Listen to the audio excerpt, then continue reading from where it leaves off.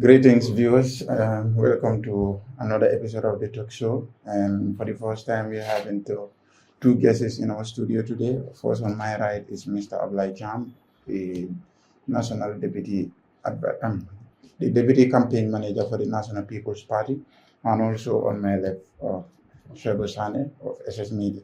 Today, we will be discussing about pressing issues. As you know, the talk show program is always a platform where we discuss pressing issues ranging from politics, ranging from economy and other stuff of life. And today our main topic will be an overview of the Gambia Police Force in the NPP, under the NPP government. But first, before we go into the topic, I will give the floor to Mr. Cham to introduce him. Yes, thank you very much, my brother, Mr. Colley. I am happy to be here and to be part of this program. And first of all, let me take this opportunity to encourage you for the good work you are doing by setting up a studio to make sure you engage with politicians, activists, and all whatnot to discuss about issues regarding to the development of the country. I think that is a very good move, and I urge you people to keep it up, because everything starts from somewhere and leads to somewhere. So if you keep it up, I'm sure Allah will be with you people. Also to say hi to my former student, Musa. For me, I normally call him Musa. Yes, you call him a different name, but for me, I call him Musa. Yeah, he was one time my student, very hardworking, very dedicated. And I always told him, wherever we meet, that this is just the beginning. But if you believe in yourself, one day you will reach to the top, inshallah. So it's a pleasure to be here, and I hope whatever we are going to discuss here at the end of the day will be beneficial to your audience and those viewing this program at this particular period of time. Sure, thank you very much, Mr. Cham. What a reunion for a teacher and a former student. And now I will hand over to Mr. Sane, of course. Oh, well, it's a pleasure for me, as you had said, and then I'm sitting with my former teacher here, who guides me a lot and then coached me a lot during my high school time. And one time that he's part of people that trust me and then give me leadership roles and stuff, mold me. So if I am here today and then sharing a platform with him, I believe it's going to be a great one. Thank you very much once again. And we will get into the program proper. Obviously, it promises to be a lively session because a reunion of a former teacher and a former student. Of course, I understand how you feel if you're a teacher and you meet your former student, because I was once a teacher before I did the profession for journalism. Today, Mr. Cham, we are discussing about the overview of the Gambia Police Force under the NPP regime, as you are the Deputy National Campaign Manager to the National People's Party. You possess a critical role on the NPP. And giving an overview of the Gambia Police Force, their actions towards people whenever there is protest and other stuff will definitely be of concern to you and also to the NPP. Now, the first question that I will ask is why do we always see that police are always brutal towards protesters under the NPP? Thank you very much. I think that is a very important question. First of all, I would say that the NPP government is not an autocratic government. Rather, it's a democratic government where citizens are given to right to execute their constitutional mandate without fear and favor. And at the same time, we have been trying so much to promote democracy and fundamental human rights. And this is our government belief, and we have been working towards that. And I think the entire nation can attest to the fact that since the NPP government came into power, we have not been abusing our powers as a government, but we have been making sure in most cases all what we do is in line with the Constitution of the Republic of the Gambia. So to me, I think the police are not being brutal towards their fellow citizens, because that is not what we expect from the Gambia Police Force. And I think that is not how the Gambia Police Force is operating. What I have seen is the police under the auspicious leadership of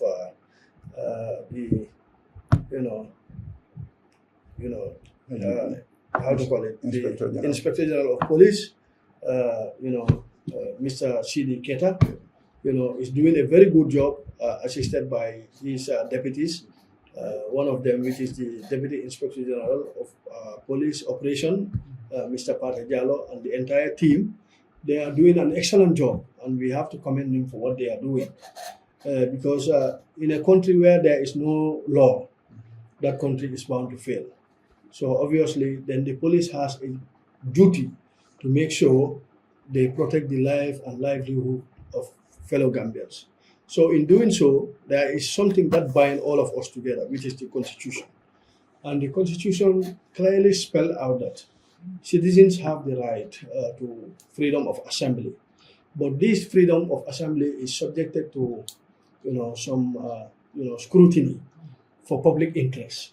And I think most of the time, most of these activists and some of these civil society organizations, when they are talking about that, Section 25 of the Constitution, they only talk about where it's stated that citizens have the right for freedom of assembly, but it is subjected to scrutiny for public interest, and that part is very important, because when you talk about protests, there is what we call the Public Order Act, and this act is an act of the National Assembly, and the National Assembly, these are people who are voted into office by their constituencies to make ensure that they represent their voice. So I think these people also, they are serving as an oversight function to the government or the executive. So in doing so, when they pass an act, that act now is a law. It becomes a law.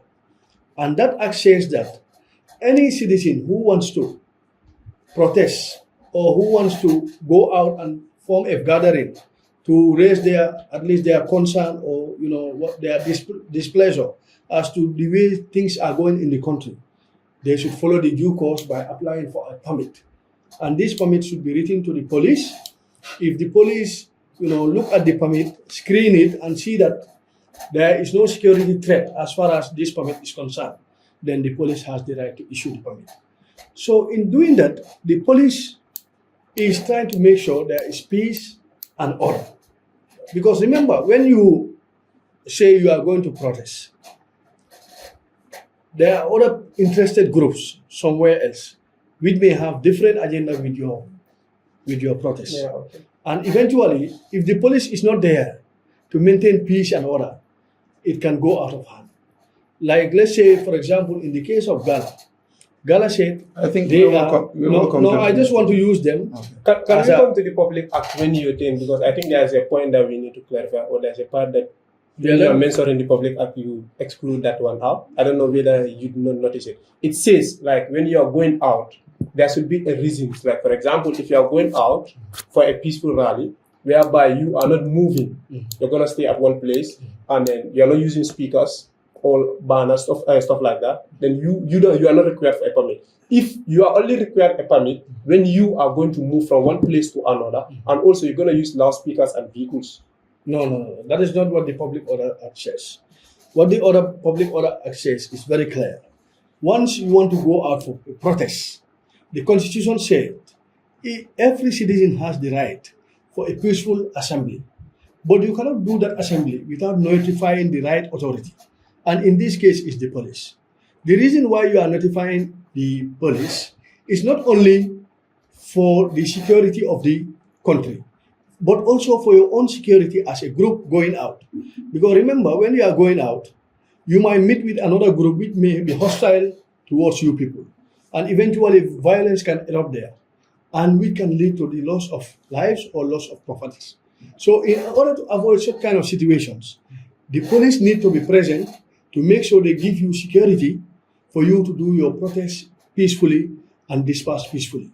So therefore, the presence of the police there is not only protecting the protesters, but it's also making sure the protest does not hinder with people's activities. Because remember, other citizens also have the right to move while you are doing your protest. Okay. So Okay.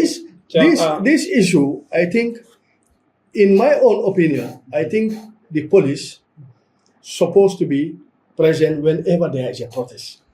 But at the same time, if the police are allowed to do their work according to how they are, they are trained and according to the laws of the land, obviously I don't think there will be any problem. But if the police are there and they are giving instruction, but those protesting don't want to respect the instructions coming from the police, it might lead to How about if violence. the instruction is not on the law? No, of course, the police Okay, will now not the Public Order Act is No, here. allow me, It's- Musa, the police will not do anything that is contravening the law, because the police, they are here to protect the law. So obviously, I believe, in my own opinion, whatever they are to do, it will be in line with the law. So, but it depends on the reaction of those protesters. Because, for example, if you come to do protest, let's say for the Pira, when they came, they notified the police. I think we will come to Pura for Okay.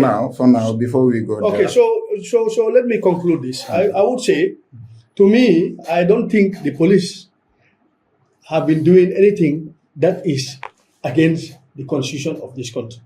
That is against the law of this country. And I don't think the police have been acting brutally towards protesters. I don't think so. Because I have not seen anywhere where the police maltreated or malhandled citizens as far as these protests are concerned. Because I've been very observant, I've been seeing the videos, I've been seeing the audios and whatever. I've been following the recent happenings. But what I see is the police have always acted in accordance to the constitution of the Gambia. So what I can say is to compliment the effort that the police is doing, and also to encourage them to keep it up. Because if the police lose their grip of authority, obviously this country is going to be a lawless country, and that will, be the end of all of us. And we cannot allow that to happen. All right, that was a response. That was Mr. Cham's own opinion on why the police are brutal towards protesters and even citizens at large. Now we will turn to Mr. Sane. Do you think the police are brutal towards citizens, and why do you think so they are brutal?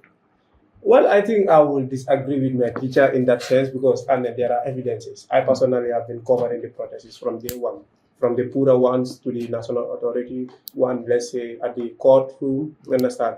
I've been attending all the protests from day one. So let's say about the Public Order Act. The Public Order Act, I'm having it, and then I have the law on it. It clearly stated that you're gonna only be required to use permit when you are going to use loudspeakers and sound system, or when you're moving. You understand? These are the bots in there.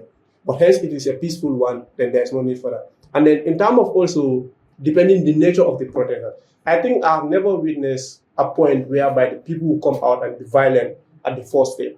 It's the police who trigger the alarm first in all the protests that I attended. In the Pura one, we witnessed only few. If the police handled that one case, let's say amicably, the situation will not go up where it went, because at the first stage, only less than 20 to 25 people came out. The Pura, only less than 25 people. So the police came, they said those people have to leave that premises, because that's the law order. They are unlawfully there. That's what they said. So to you mean to say, well, that rancor will always come about whenever the police trigger the act. Yes. No, To me, it's the police I would disagree. You know why? Yeah. Because you see, when the Pira case, but you need to understand one thing.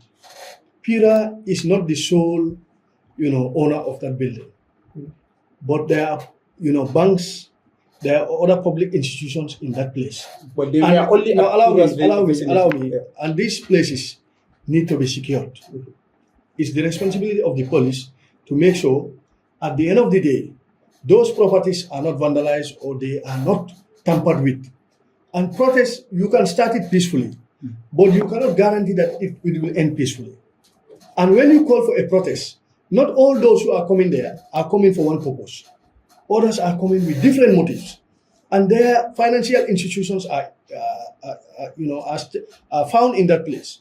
So in that case, when Gomsa Bopa and Gala wrote on their Facebook, page that they are notifying the police that they want to go and submit a petition to PIRA regarding the hike of data prices. The police said they did not deny them of going to submit their petition. But if they are to do so, let them acquire a permit. You know why?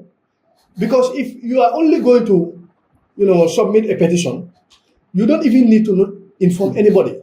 You could have just wake up early in the morning, go to the director's office, ask for the director, sit with him and tell him, I am here to give you a petition and find your way. But once you involve the public and you call the public to come out, that means the police has to intervene now. And this was the time the police said, you are not allowed to go out because you don't write for a permit.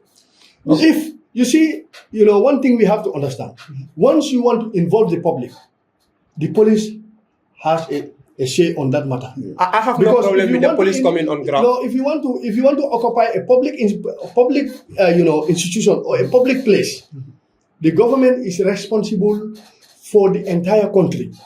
Therefore, whenever you want to occupy any part of that public space, you must notify the right authorities. So that, for number one, for your safety and for the safety of others who are not part of that protest. Mr. Cham, I think this is very important. Mr. Cham, are you making these remarks because you are an ally of NPP or because you are a supporter of NPP? No, I'm making these remarks because I want to be a citizen who will be law-abiding. Because for us to have a peaceful country, we have to have a country with rule of, for us to respect the rule of law, every citizen needs to be treated equally. Even as political parties, if we want to hold rallies, normally we write to the police to seek for their permit, to seek for their consent, because it's for our own safety. Because if we are on our rally, another group different from having a different agenda can just come and attack us. So therefore, if we write to the police present there is not only to make sure we are safe, but to make sure that they avoid any unnecessary situation. Okay, I think this is important, and it is happening all over the world, not only in the Gambia, even in the United States. Before you held a rally or protest or whatever, no matter how peaceful that protest is going to be, you must notify the police. I think that is a general practice anywhere you go in the world right now. You said you want to be a law-abiding citizen. Are you suggesting that those that went to rally, those that went to protest without permit are law? Well, I'm not saying they are not law-abiding, but they did not respect the rule of law. Because the rule of law says, if you want to go out for a protest, write and secure a permit. The police is there to give you the permit. If you said, well, I am going to for a peaceful assembly, can you guarantee that your assembly will be peaceful? Can you guarantee it? You cannot. Because once you are there, if another group comes out and attack you, there will be violence. And here you have to understand that these people on this movement, there are others from the government, side who feel that these people, they are against their government. Like, for example, myself, a supporter of the National People's Party, and an executive member for that matter, I feel that Gala is against our government. Because some of their statements, they are saying that they want to bring down President Barrow. As a supporter of the NPP, I'm not happy with some of those statements. If they go out at the Pira building, and I mobilize my own supporters and then go and attack them there, what will happen? There will be violence. So that is why the police presence there is very, very crucial for peace to remain. So what will be your reaction? What I want to say, maybe before I come to the police being present there, I would love to make this clarification about the occupancy in that area. We acknowledge the fact that there are a lot of offices around there, even the national and American embassies around that ends. We accept all that. But if you could see that the Pura themselves, they were prepared. They removed all their vehicles from that ends. So they are guarding. Pura in front of their office, there's a specific area that is in their territory. That is not about being prepared. It's about security and Oh, safety. Yes, that's what I'm saying. No, That's what I'm saying. no, So no, they it's not remove their about being vehicles prepared to welcome. Yeah. to welcome the protesters. They were Just allow doing me it to learn. to save themselves. Yeah, okay. Because somebody who is coming and you don't know his motive of coming, the anger he has developed towards your institution, obviously what you need to do is to take precautionary measures. And that is to make sure that the vehicles you park there, you remove them. Yes. Because they can come and vandalize those vehicles. Now that's what I'm saying. So When it comes in therefore, that it's place, not about being that place prepared was to so welcome the protesters. So you are not agreeing to the saying that they were prepared to. No. Because what I believe is, Peter, even we, those who are supporting the government, we are not in support with what Peter did. To be very honest, and I said it in so many media houses, I said the data competition between the GSM operators, they are private companies. The Peter has nothing to decide onto how much Comium want to sell their megabytes. How much official wants to. No. In fact, my brother, I said this, I said even the president is not happy with this. Okay. Because even NPP supporters, are we not using megabytes? We are using megabytes. So therefore, this issue of this data hike in prices is affecting all of us, not only the oppositions, not only the civil servants, but every Gambian. We are all using megabytes. For me, now I'm struggling to buy megabytes because all the time I need to be connected and the megabytes now are very expensive. So we are not happy with this. But when it happened, what happened? The president set up a committee to look into the matter. I think we now if ahead. I want to allow me, just allow me. If the president set up a committee to look into the matter, that means the government is concerned for the welfare of the citizens. So in that regard, if another civil society organization wants to contest or wants to show their dissatisfaction with the situation, my friend, let them follow the right channel. We are not saying that no Gambians should protest, but what we are saying is follow the right channel. At what time did the government select that committee? Put on that committee? Did they say the day that they're going to start? Pardon? The day that they're going to start the committee? No, the committee, they are already on their work. They are doing their investigation. Why not they let the public know that, we are starting that business? If you can announce it to the public. No, but I think the government already made it clear. They said within this committee, they have identified various ministries that will do a fact-finding mission. Yes. So the fact-finding mission is on. When they are done, that is the time they will come and present their facts to the public. I can imagine, this debate developing gradually. In fact, it's becoming more interesting that a teacher and a former teacher are debating over national issues, which is a very great concern to all of us. Now, the next question that I will send to Cham: do you think the NPP government is a fan of freedom of speech and expression? Well, I wouldn't say they are not a fan of it. If I say that, I might be biased, but I think they are censors. They censor the kind of speech that go out there recently. Their recent doing. They are so much. By that you mean, they censor what favors them is what they allow. Yeah, you understand? That's what they go in for. Because let's look, for instance, what happens at the national audit. The attacks on the platform, and the media that are there, the journalists that are there. They came on ground and said they don't want any media platform or any journalist to cover what is going on there. We have to leave. Already citizens are there, and then there's something that will transparent there. The public need to know about, but they don't want that to go out there. So they ask us to leave. Is that not a censorship? That's what brings the tear gas on the journalists. That's what brings the pushing of journalists on the ground. And some API officers go to an extent looking at a journalist, putting on a complete vest, you insult his mother straight away. That's the I think that's a censor. Well, how do you see that? Well, I will come to that, Mr. Cham. We've had, I'm sure, but in fact, we've seen videos that leaked. In fact, I've seen a video where a police officer intended to kick a journalist who was having a camera, telling the person that you should not film. Journalists being arrested, put in the bus. Before that, in fact, I will start from: do you think NPP government is a fan of freedom of expression, assembly, and freedom of speech? Absolutely, Mr. Colley. We are a big fan of freedom of expression, and I think the newfound democracy that we are enjoying today is as a result of the coming of the NPP government. Because since our president was elected in 2016, he vowed to ensure that Gambians enjoy their full, freedoms. And this has been the case since in 2016 up to date. Today we have seen, media houses are operating, they are expressing their opinions, and nothing is coming out of it. And in fact, we did not only stop there, but we went to an extent of supporting media houses here. So media houses were given financial support by the government to make sure they continue advocating for democracy. Those media platforms that receive that money, how many of them are putting contents that are No, it's not about whether putting content that are against the government or in favor of the government. It's not about that. Of recent, allow me, let me come in. Because you see, everywhere you go in the world, even in the United Kingdom, BBC is supported by the government. It's a national TV. Yes, that is what I'm telling you. If you go to United States, CNN is supported by the government. So the government has the right to support the media because the media is an integral part of any solid democracy. If you want to have a democracy in a country, you cannot sideline the media. You need to support them, and we understand our media houses in the Gambia.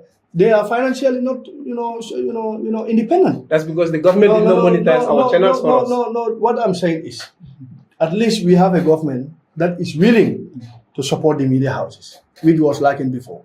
But before media houses, we are not even allowed to operate, talk less of giving financial support.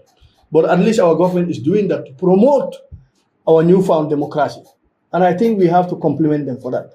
But here, what we are saying is, since the NPP government came, there is not a single journalist who have been arrested here for expressing your opinion. It has never happened. It has never been arrested for covering. Covering what? Well, we have seen. No, I am saying, not a single government have been, single journalist have been arrested here for expressing his freedom, of expression. It has never happened. But their phones has been seized and some are behind bars. You see, we have to identify who is a journalist and who is an influencer. Allow me. If you ask me a question, you have to allow me to develop. Because this is very important. We are talking about media freedom. And I told you, our government, since day one, we have championed democracy. We have championed freedom of expression. But now, we also have to identify who is a journalist and who is an influencer. A journalist is somebody who is trained, a professional individual who is trained to be impartial in his work, to make sure he do his work to the best of the national, the national interest of the country. But an influencer is somebody who is looking for views, to create a content and get money. Now, allow me. If that is the case, now the Journalist Association or the Press Association of the Gambia needs to come in and regularize the situation. Because even in Senegal, just 3 months ago, when this new regime came, they did something like that.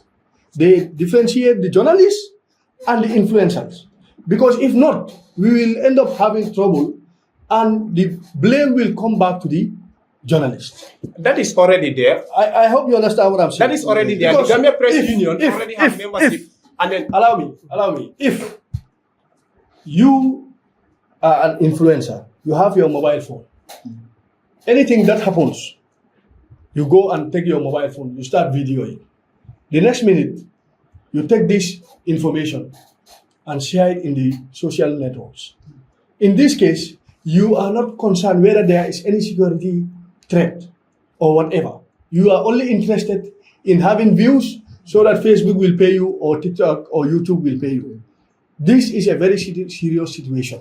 But a journalist, before you publish anything, you must be sure that this information I am giving is beneficial towards my country.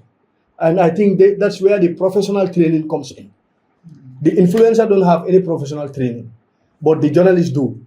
So therefore, the Press Association should identify the influencers and the journalists. If that is the case, I'm saying that is I have no doubt. If you have your journalist staff and you are there to do your work, somebody will come and tell you that don't do your work. But now, in the case the police is also operating, and they said they don't want you to cover the information. Give them time to do their work. Once they are done, you come and continue with your work. So in essence, I think here we all have to respect each other. If the police is trying to respect the journalists, let the journalists also try to respect the police. Because there are certain security, informations. They should not be leaked to the media.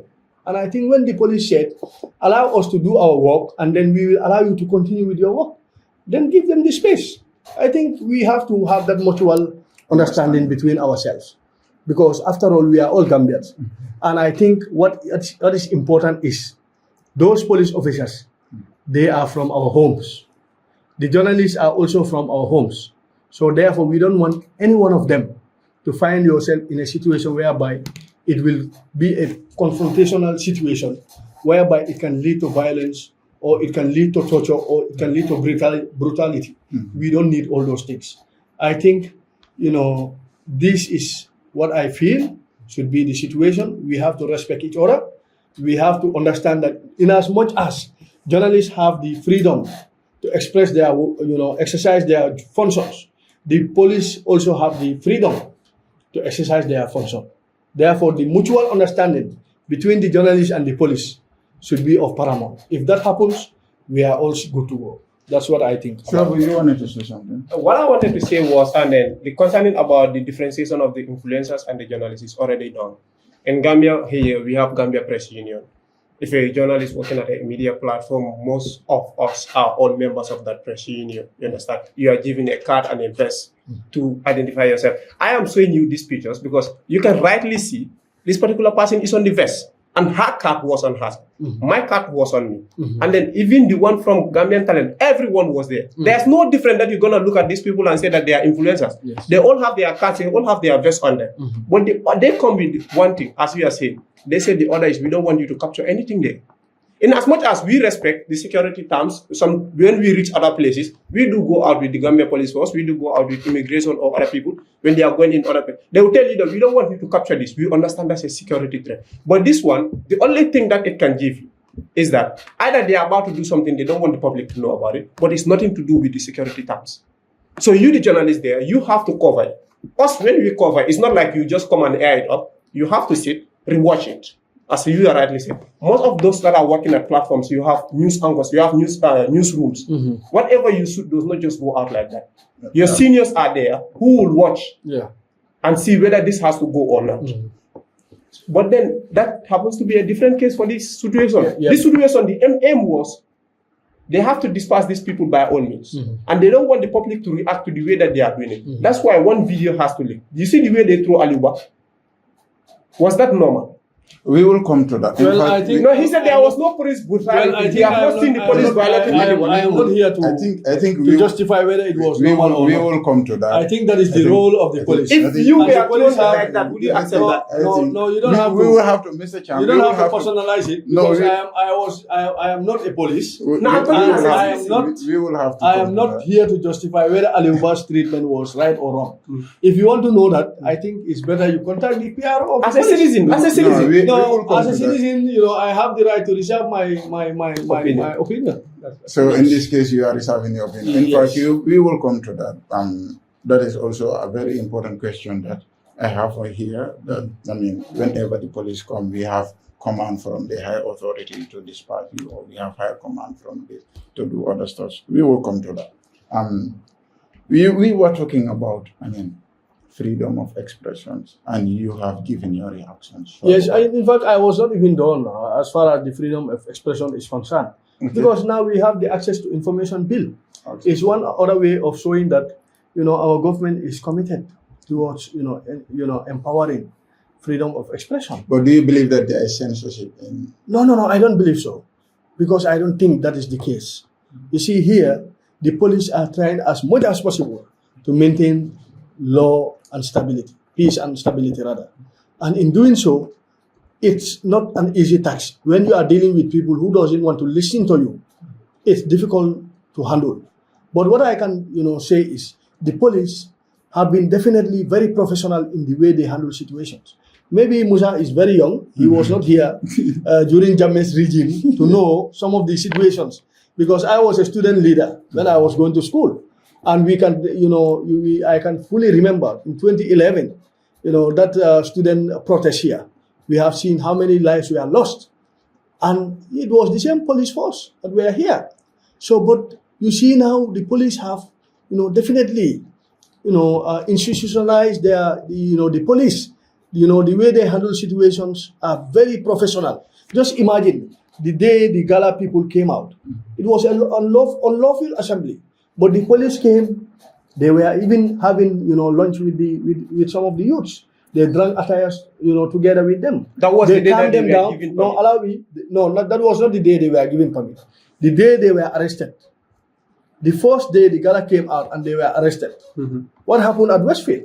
You could see the police were there with the youths, drinking attire with them, having lunch with them, and showing them that let's solve this in a peaceful manner. And I think this is what we want. We don't think the police is our enemy. So you believe, and then there's And been we- a change between the two. Of course. But recently, Kemo shared an image Yes. of him being shot by a gun No, on the last. No, I think that was not a gun shot. If Kemo was shot by a gun, Kemo will not be walking to the courts, coming out, entering the vehicle himself. Kemo would have been at the hospital by now.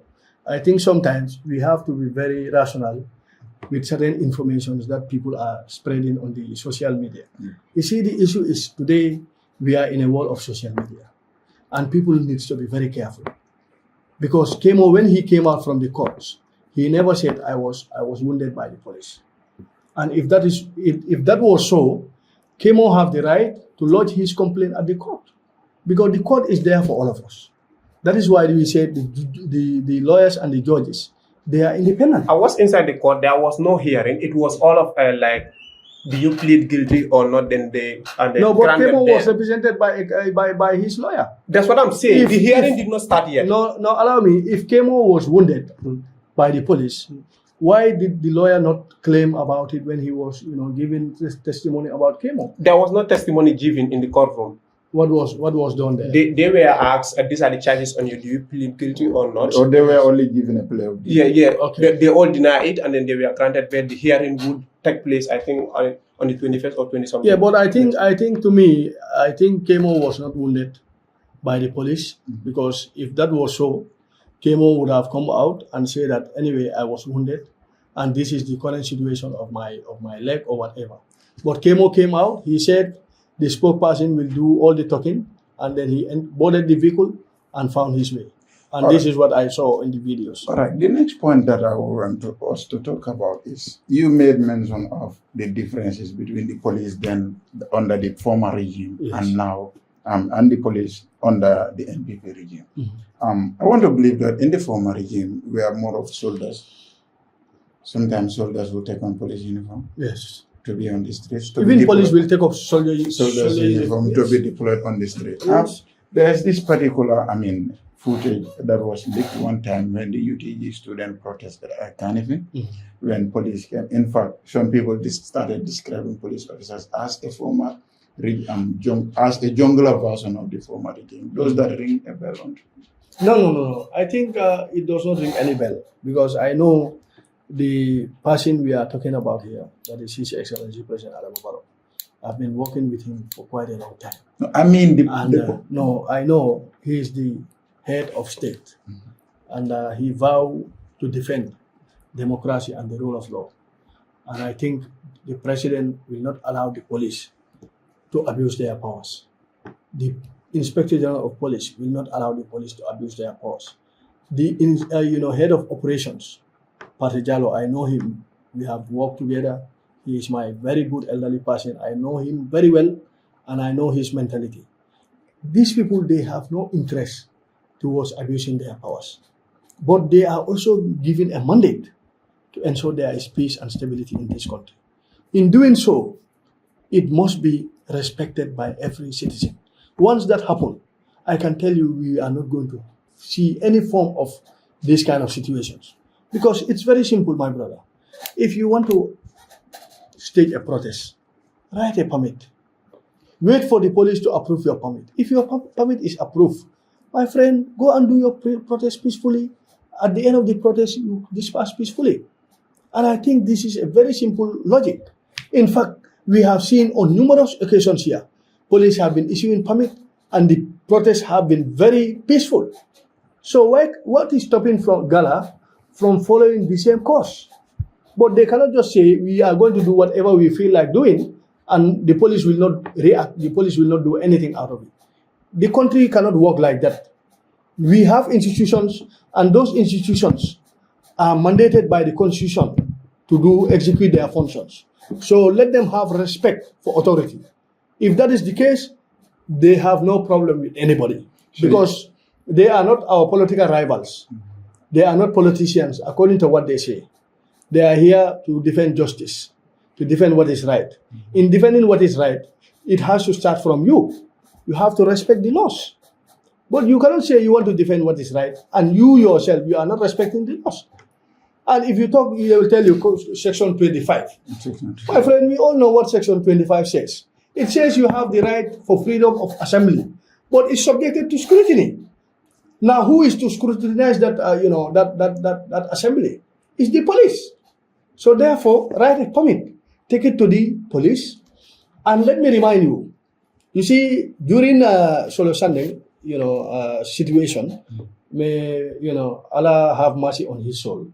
When he came out, he was arrested, and when he was arrested, Lawyer Dabo and the others also came out. They were arrested. That was in 2015, shortly before 2016. Then this matter was challenged by the UDP to the Supreme Court that they have the right for peaceful assembly. When they went to the Supreme Court says the Public Order Act, the police were in line to arrest them because of the Public Order Act. They challenged it to the ECOWAS Court. The ECOWAS Court also, rejected, their appeal. That means if the Public Order Act has no use, the ECOWAS Court would have rejected it at the time. I think it's a law. We can still continue the debate, whether we should repeal it or whether we should remove it or whatever. We will come to that. It's important we continue that debate. We will come. But as of now, it's still a law. We must accept that it's a law. Once we accept that, we will have a peaceful society. But here, what I saw from our Gala youths is they don't want to, respect the Public Order Act. They feel that what the Constitution said is enough. But it's not enough because this law was an act of Parliament, and the Parliament is voted by the Gambians. So once they make a law, as long as the law is not repealed, it's still a law. All right. The question I will give you before you give your reactions. I mean, people are now describing, they say, people feel that the PIU, that is the anti-crime and the PIU, represent the jungle version of the former regime. Does that ring a bell, don't you? Yeah, before I'll come to your question, I'll come to this code that he's talking about, the solo sending and others. That case is a little bit different of the mood that these people come out.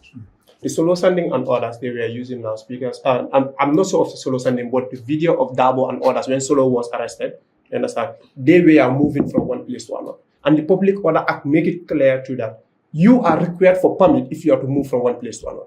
These people were not moving from one place to another. That was the difference. The Public Order Act says whenever you are to assemble in a public place, yes, you should write a permit. Whether you are moving or you are stationed in one place, does it count? I will refer you back to as long as I am okay with some of these laws. We don't have to. I mean, yes. So I'll go with your question, and I would agree with the people what they are saying. There are a lot of money spent in the PIU officers for them to reform, but yet still is the same, in my opinion, because there are different situations it occurs, and it's the same as the other ones it happens. We see where they comes out on the through tear gas at the wrong places, you understand, arrest people in the wrong manner. Even of recent, Java. What happened outside was there, but there are people that are sitting in their compounds, you jump in there. According to the allegations that are made, and a famous journalist and a news anchor at JRTF, phone was seized because she was filming to protect her own family. It's the same. This was what has been happening. So it's the same PIU officers that we are still having. If people say so, I would agree with them with the facts that are on the table. I think my brother is being biased. Musa is being biased because what orchestrated that situation? I think we have to come back to that. because the Jabang incident, we have seen youths attack the PIU station there.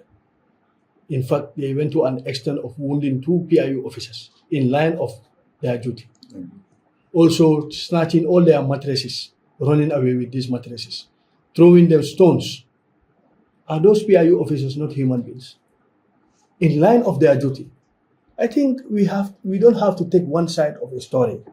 If you want, Okay, now if that allow me. Allow him If to learn. we want if we want to maintain peace in this country, let us be impartial as journalists. Musa, you are a journalist. You don't have to be one-sided. You have to be impartial. Don't just look at the area that interests you. You want to defend that. The area that does not interest you, you want to throw it away. Then we are creating, a serious situation. Here we have to blame the youths for creating that situation. The police reacted based on the situation presented by the youths. And in fact, they did not stop there, but they went and burned tires on the road, blocking other people who are from work, who has other businesses. Some are sick, and they want to access the hospital. In the middle of the rainy season, we know that all our bagways, most of them at this time are not accessible. So you want people not to use the road and go and do their work. I think the right you have to protest, that the same right others have to go on their normal businesses. So if that is the situation, the police have to restore order. And in restoring order, the police have to fire tear gas. That is not only in the Gambia. It happens everywhere in the world. I'm not denying fact of arresting those youths that did or whatever. What I'm saying is that going extent of entering in people's compound. Did you have any evidence that the police entered in people's compounds? Go and watch. No, I'm asking you whether you have any evidence. That is Khadijatu's words. Yes. In fact, people are saying that now she is retracting some of those words. So I don't want you to rely on that as a journalist. You should establish... In my statement, when I was starting, I said the allegations that are made on the PIE officers of them entering in their compound. For me now in this Gambia, I will not base my conclusion on allegations. Because every day people are saying this. The next minute you realize that that is not the case. But allegations are a part of criticism. I understand. But to me, personally, I think in this world of social media, one has to be very careful with allegations. All right, then we will take a short break. From there, we will continue.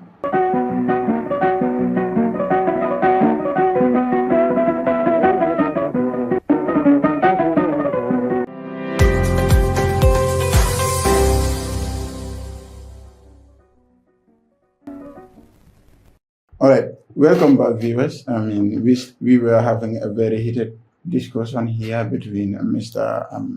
Cham and, of course, Mr. Sani. And, I mean, we've discussed about the freedom of expression. We've discussed about if the NPP is a fan of freedom of expression, and you've given your verdict on that. And he has also given his verdict on that. Now we will move to, because there is not much of time, but we will go to the National Human Rights Report 2024-2025. I mean, it was published some months ago, and it asserted that changes are needed in our security sector, most especially the Gambia Police Force, in the manner in which they handle cases, in the manner in which they handle people that have gone out to share their frustration. Of course, never mind about the Public Order Act, never mind about all those laws that, bar citizens from, staging a protest without a permit. Do you think there's room for improvement? Absolutely. I think there is a big room for improvement. And I would say that, we all know we have passed through 22 years of dictatorial regime. And just to come within 7-8 years and ensure we change the entire mindset of Gambians is not an easy task. But one thing we have to recommend is the fact that the government is trying to make sure there are security reforms. And we have seen definitely, to be very honest, the police have been doing a very good job in making sure their officers are given the right training as to how to handle people, how to behave in public, and how to arrest and do all what sort of. I think these are issues that the police are trying to move away from. Some of these issues that has happened for the past 22 years. But it's not going to be something you can just achieve in a day. It's a gradual process, but we need to support each other. Once that happens, eventually where we want to reach, we will reach there. Because there is a saying, Rome was not built in one day or one night. So obviously you don't expect what is happening in the West, which was, a system that was built over 400 years. You expect it to be achieved within a short period of time. But don't you think 8 years is way more too much for this? No, institutional reforms are not things, they are easily said than done. Institutional reforms are easily said than done. But whether the political will is there to do it, that is the question here. And I think His Excellency President Adam Barrow has the political will to make sure citizens enjoy the best democracy as far as the country is concerned. But what I'm appealing is, let's have patience. Let's try to support each other. Let us not see each other as enemies. Once that happens, we are fragmented, and once we are fragmented, we are all bound to fail. But if we give the necessary support that we need to each other, eventually, I am sure we are going to succeed together. Mr. Shane, what is your response to the National Human Rights report, given that they've called for changes in our police and security sector, but they're still? I think, and then they're so much right, because I went through the report earlier on, but then that's been months back since I went through the report.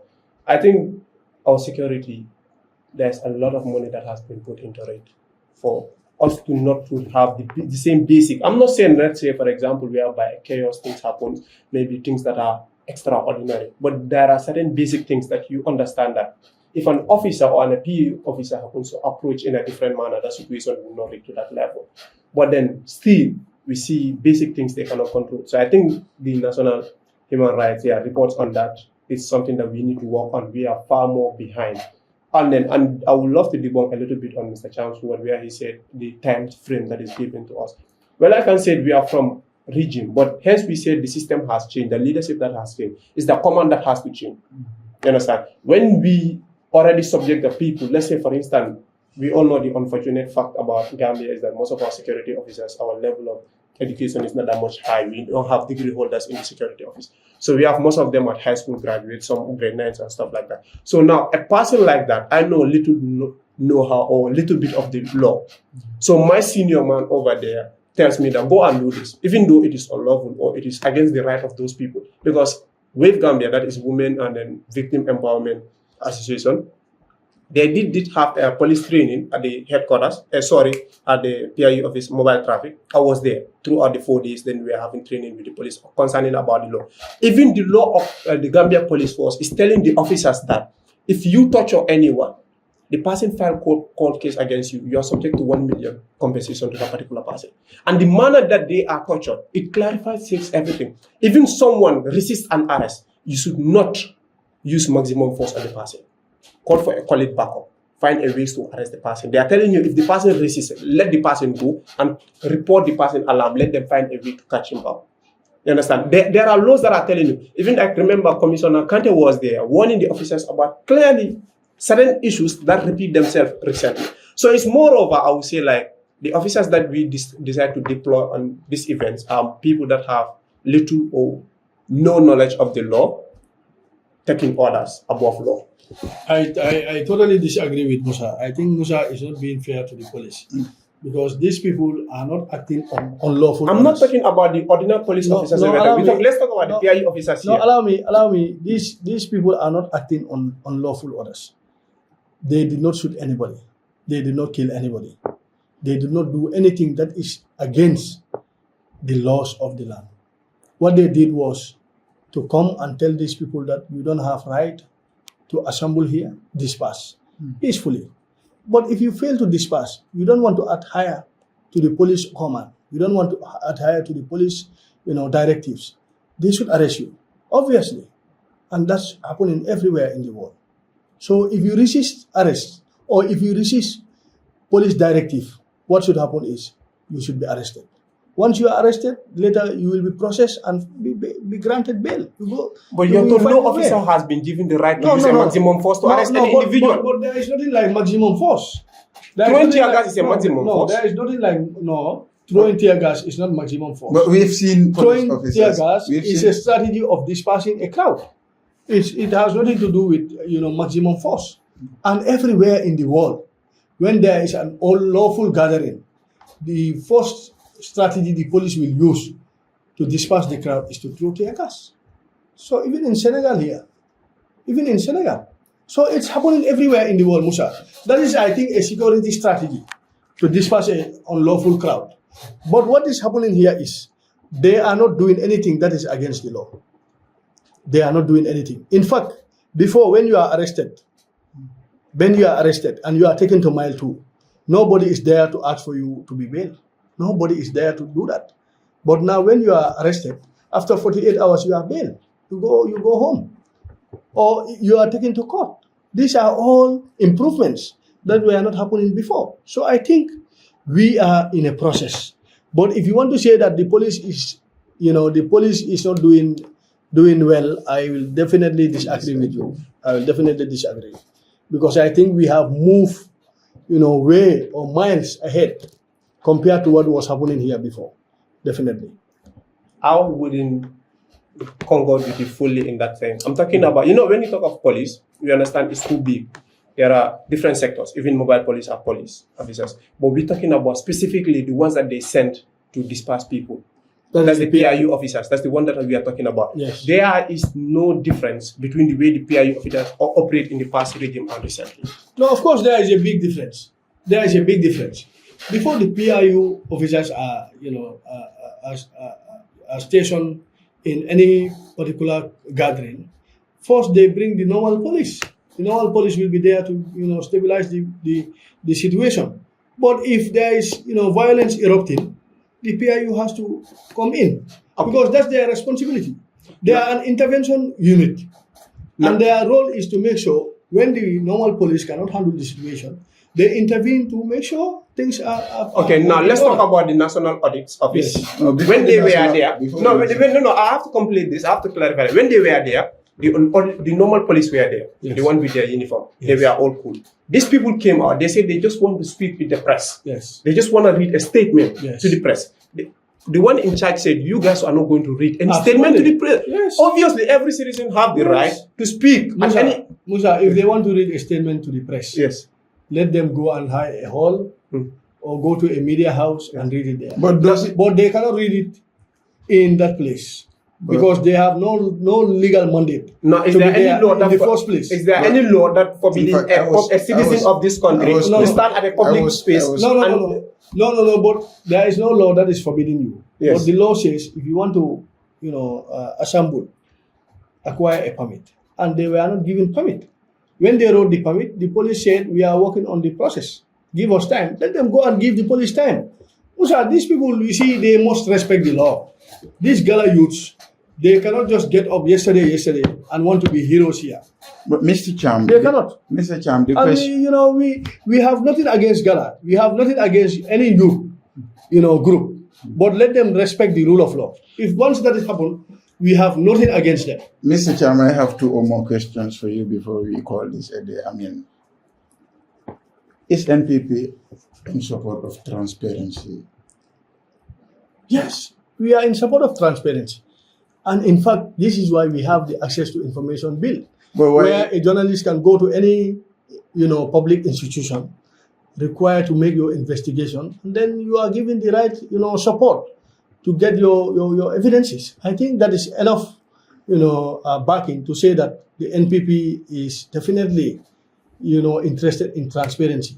But at the same time, what we are trying to say here is, you see, if you are talking about the issue of the Auditor General, we know the Auditor General has a specific role to play in ensuring that there is accountability. But this, role should not be, it should be done with utmost independence. I think that is very, very important. But if you look at the issue or the case of the Auditor General was invited by the President at the State House, and he was offered a position as a Minister of Trade, which he accepted. he did not only accept it, but he was also he also thanked the president for having the trust and confidence in him. He also urged the president to support him so that he will succeed in his position.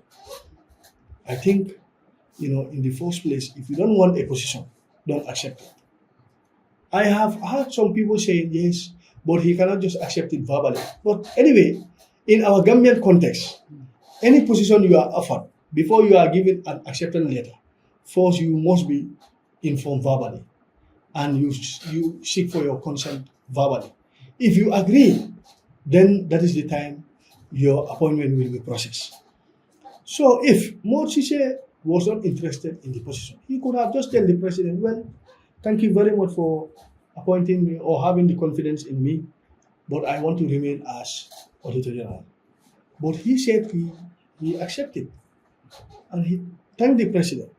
He also urged the president to support him. He went home, his family members were celebrating, they were all happy. And I have some evidence to back myself because I spoke to some of his family members and they were all happy with this decision. Morsise went home. The following day, probably he was wrongly advised, and then he said now he don't want that position. But where the conflict came now is, there is nowhere in the constitution where it is stated that the president does not have the right to transfer the service of Auditor General from one department to another. If he was forcefully removed from the office, one could have said, yes, there is a breach of the constitution. But he was not forcefully removed from office. His services were transferred. And remember, the Auditor General, in as much as he is in an independent office, but he is still a public servant. And all public servants are subjected to transfers, pending your own consent. But here, Morsise consented. He accepted that he wants a job. He was given an appointment, and it was announced that he is appointed as Minister of Trade. Somebody was replaced in his position as Auditor General. Now, if Morsise get up the following day and write a press release to say that now he don't want the position of minister anymore, he is going back to Auditor General when somebody has already been appointed as Auditor General. What will happen? I think in this situation, Morsise should seek redress through the courts, but he should not try to go and work there again, because currently there is somebody who is already occupying that position now. I hope you understand what I'm saying. So now, when Morsise woke up on Monday and said he is going to occupy the office of the Auditor General, when somebody is already appointed now as the Auditor General, what will happen? The police have to intervene. In fact, I was very disappointed with the reaction of Morsise. As a senior public servant, if the police is there to talk to you in private, why not accept it?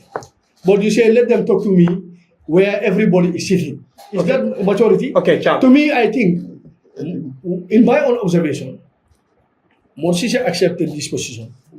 He went home, he was brainwashed, and then he decided to reject it. But don't you think he has the right to change his mind? No, he has the right to change his mind.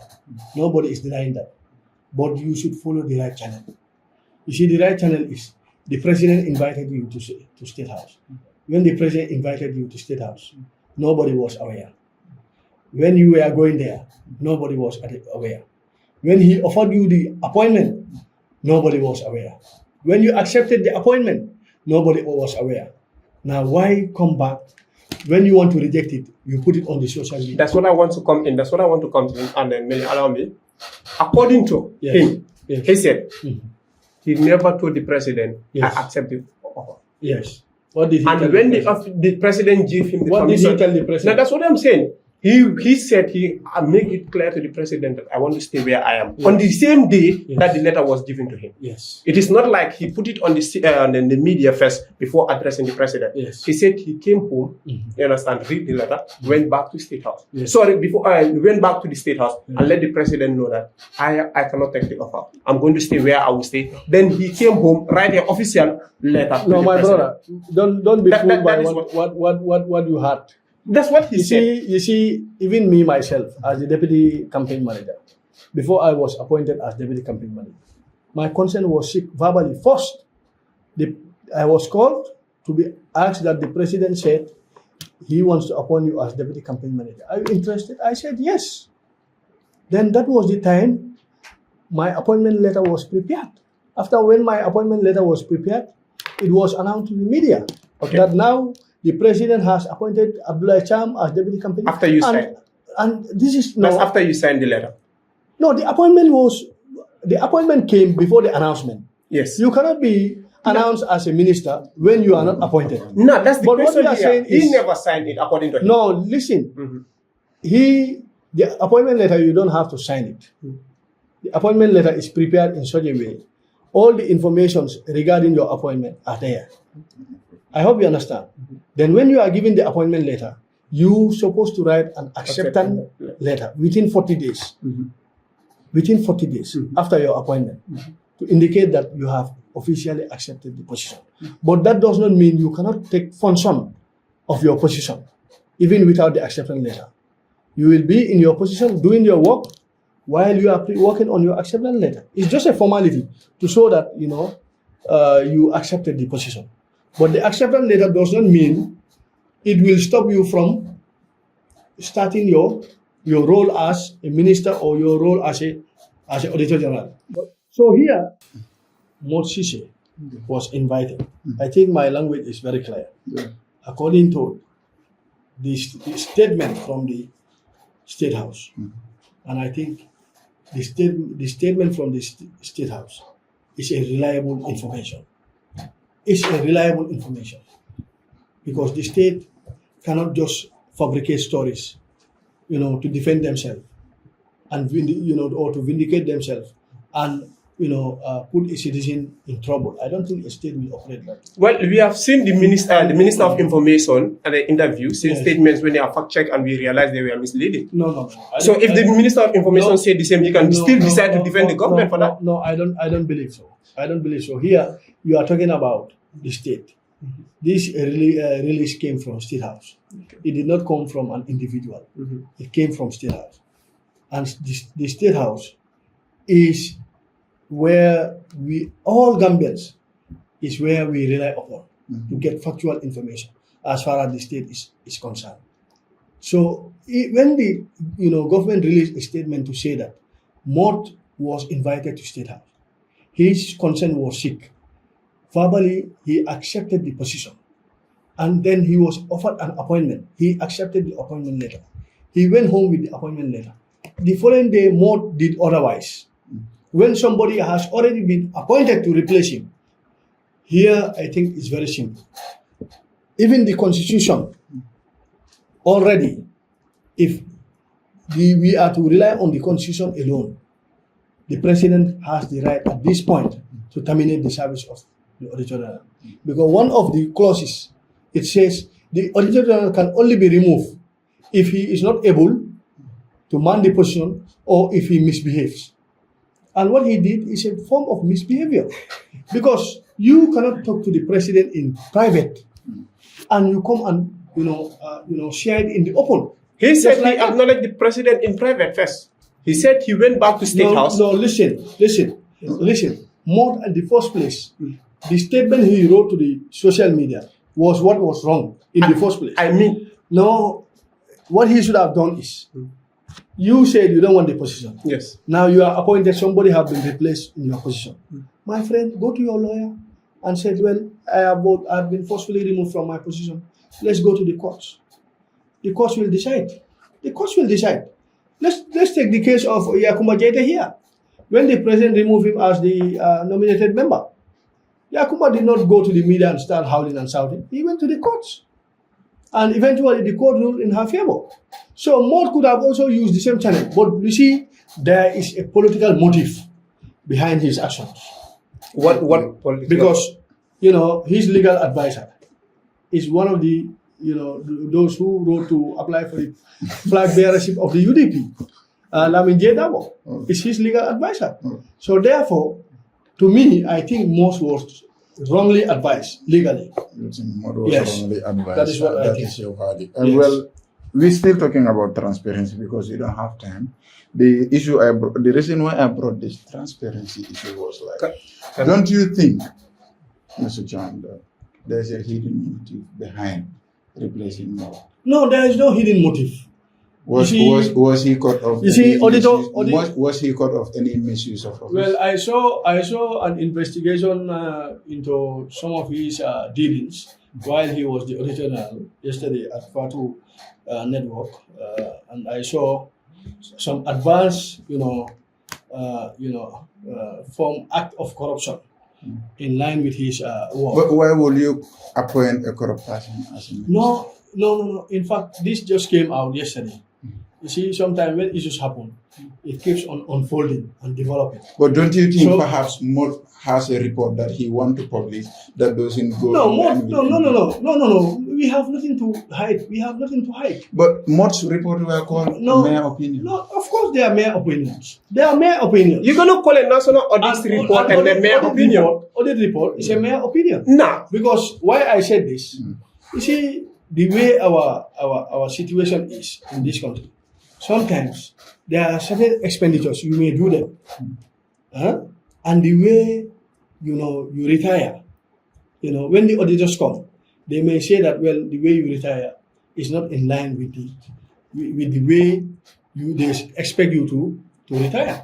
It has been happening even in various institutions. Don't you think that is true? But sometimes, don't you think that is sometimes true? These are. Don't you think that is true? No, sometimes it doesn't mean the money was not spent where it's supposed to be spent.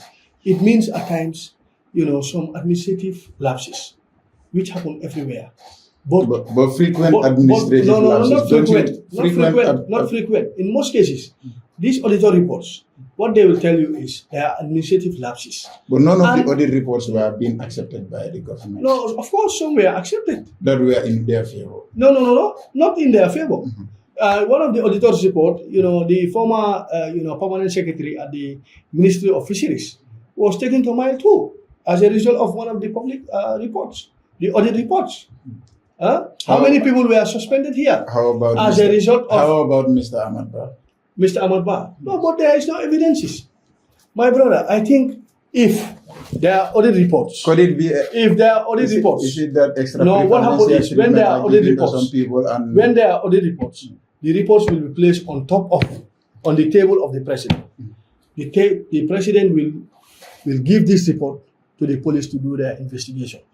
And if the investigation finds sufficient evidence to back the report, my friend, they will be prosecuted. But if there is not enough evidence, what do you want? Could it be that the government, NPP government, lack trust in the Auditor General? No, it's not about lacking trust. But why are you subjecting his report to further investigation? No, of course, that is how it should be.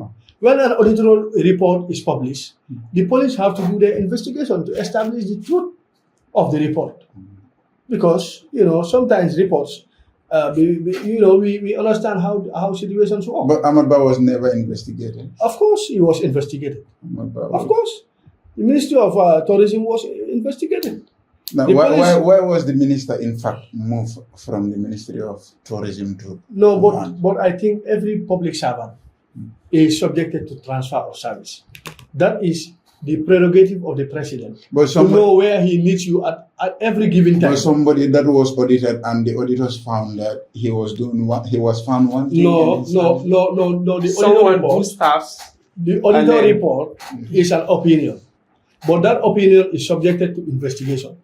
And if the police investigate and realize that, there is no, corruption found, I think, my brother, what do you want? Why not? Do you think the president should just terminate your service without any evidence to back it up? But Mr. Cham, at this point, then you are calling the president to be a dictator. If you want the president to do that, sorry, let me have. You see, I think we all said we should follow the rule of law, isn't it? Yeah. And we are all advocating for the government to follow the rule of law. If today I said Musa stole my mobile phone, should I just base my argument or my allegations on what I said about Musa and taking Musa to Mile 2? Then I'm infringing on his rights. What I should do is the police should investigate. If they found Musa to be, a culprit, let them, do the right thing. But if he is free, then it's just my allegation. I think we have to make sure we all respect the rule of law. Don't you think some audit reports are not investigated because? Of course, they are investigated. The head of the police. There is no audit report. There is no audit report so far which has not been investigated. But are the investigations revealed? Yes, go to the police. You are a journalist.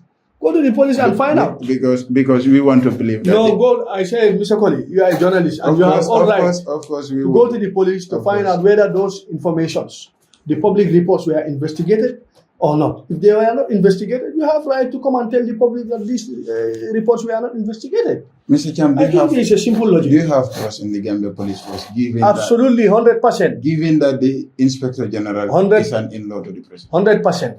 I have 100% trust in the Gambia Police Force, and I think the Gambia Police Force is more professional today than ever, and they are doing their work as expected. And we, the Gambians, we are very, very happy with the way they are operating. Let them keep it up, because we must make sure that there is law and order in this country to make sure we remain in peace. Once there is no law and order, my brother, we are in a lawless state, and we cannot accept that to happen, inshallah. I mean, that is a very clear statement from you that you said you are proud of the Gambia Police Force. In fact, you have trust in the Gambia Police Force. So what is your reaction to that before we wrap up? So,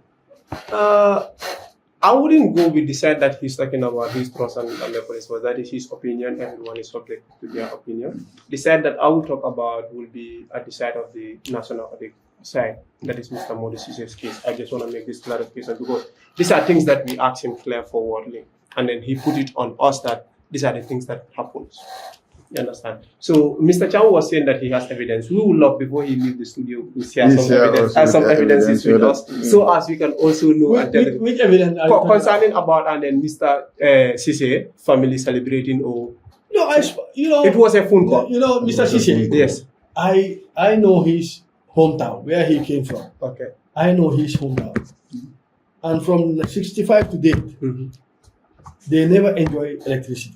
They never enjoy, sufficient water supply. But all those things were done by President Adam Barrow for his hometown.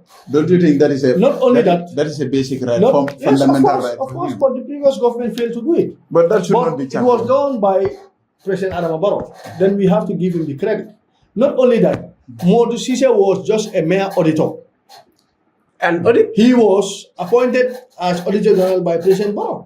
I think if President Barrow did not have trust and confidence in Modou Cisse, he would not have appointed him as Auditor General. If he feels that the same trust he had in him to remove him as a mere auditor, to appoint him as Auditor General, he has still the same confidence in Modou Cisse to appoint him as Minister of Trade. What is wrong about that? There is nothing wrong with that. What the problem is, Modou Cisse should not have accepted the position and later retract on his own, agreement. I think that's where the problem lies. Okay, I'm just continuing on the things that I was saying, and also he did mention about and then his opinion on Mr. Modou Cisse of denying to have a section with the police.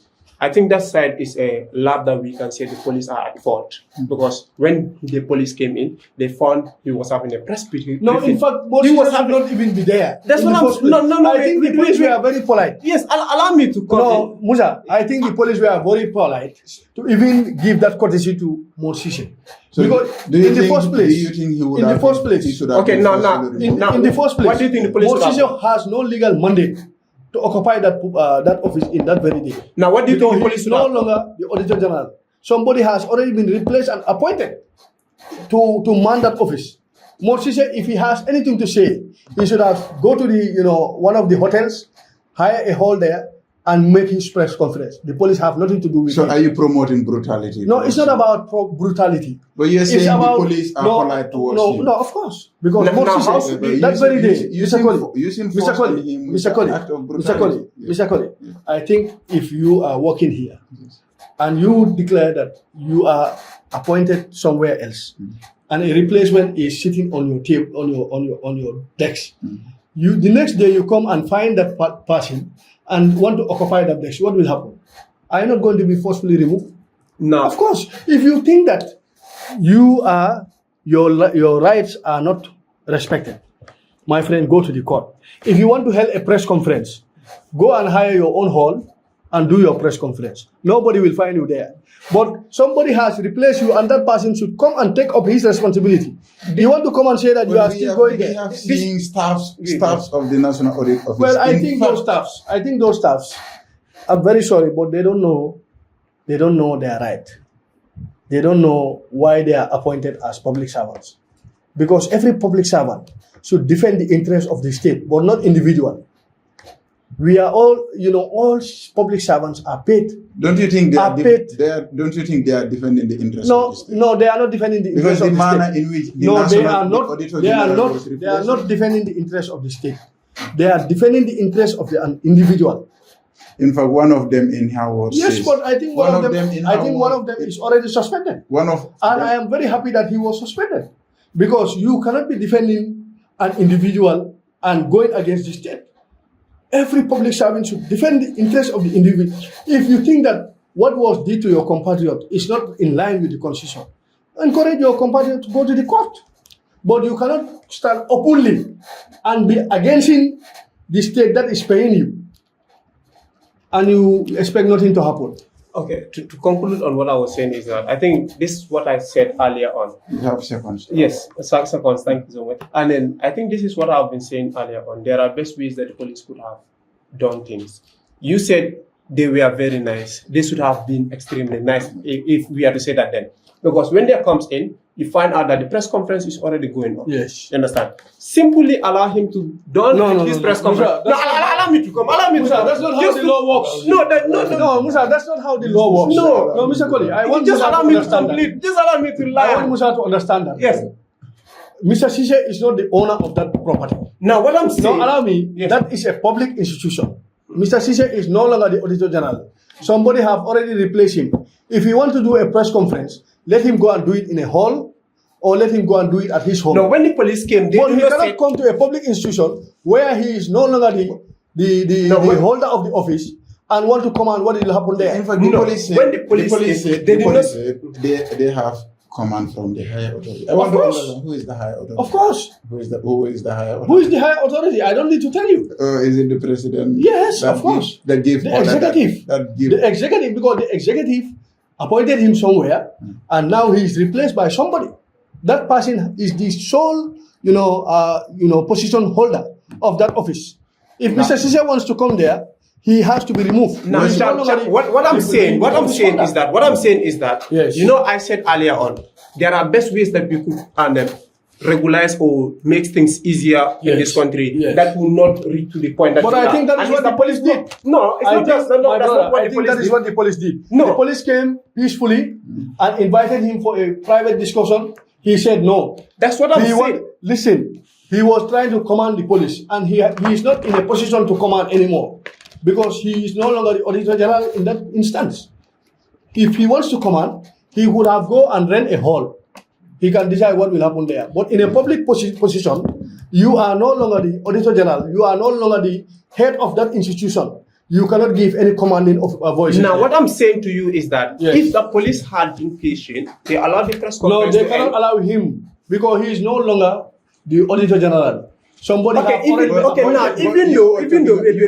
are talking about the Access to Information Act, in fact, that's what I'm coming in. Mod was trying to address the journalists. Yes. Those who, in fact, they didn't understand how it happened. Yes. They were interested in knowing what happened. In the first place, Mod should not go to the auditor's office to address the journalists there. Now, Mr. Kole, I hope you understand what I'm saying. Now, assuming that yes. What you were saying is in line with the Constitution, yes, that he accepted being somewhere else, yes, that he was, and someone already replaced him, that he was immediately replaced. Exactly. Once you are replaced in an office, your mandate ends there. Your mandate ends there. If you have anything to say, my friend, go to the halls, hire a hall, go and have your own discussion there. You see, if Mod was to go to a hall and call the press there to discuss with them, the police have nothing to do with it. Now, what I want to conclude, conclude with is this: if I told that, like what I'm saying earlier on, is that let's say, for instance, what you are saying, happens, he deny accept a letter or whatever. Yes. Now he is on ground. Yes. The press don't know what is happening. The people don't know what is happening. Yes. He's on board. He already started the press conference. Yes. Now we are putting questions on him. Yes. Maybe if the police even had allowed the press conference to continue, people would have seen some of the stories that how he covered it up. No. Because if questions are posed on you, different questions, Yes. those that are watching outside will know when person is responding. Yes. These questions, are they something that are built up or they are the factual questions? No, Musa. So the police could have just allowed the press One thing conference we have to to end accept is, Yes. one thing we have to accept is, to hold the press conference there that very day was wrong. Because he is no longer the occupant of that I office. think I conclude my Well, viewers, that is all we have time for. It was a very interesting debate between a teacher and a former student. In fact, A former teacher. a former teacher and a former student. And Mr. Cham, it was a pleasure having you on the talk show program. Thank We you hope very to much. have you next time. Inshallah. Thanks for the pleasure of your company. Do follow our TikTok, Facebook, and all our YouTube channels for this episode. Until I come your way next week, I am Emel Kod. Yeah, and thank you so much, and then for those that are watching, and then once again, I want to thank my teacher so much, and then for the way, and then I'm hopeful that I have not offended in any way. No. No, you see, this is the beauty of having an NPP government. You see, today, everybody is free to say what you feel like. You know, this is the beauty of democracy. And I think I am very happy to be here, like I said earlier. You know, we are not enemies.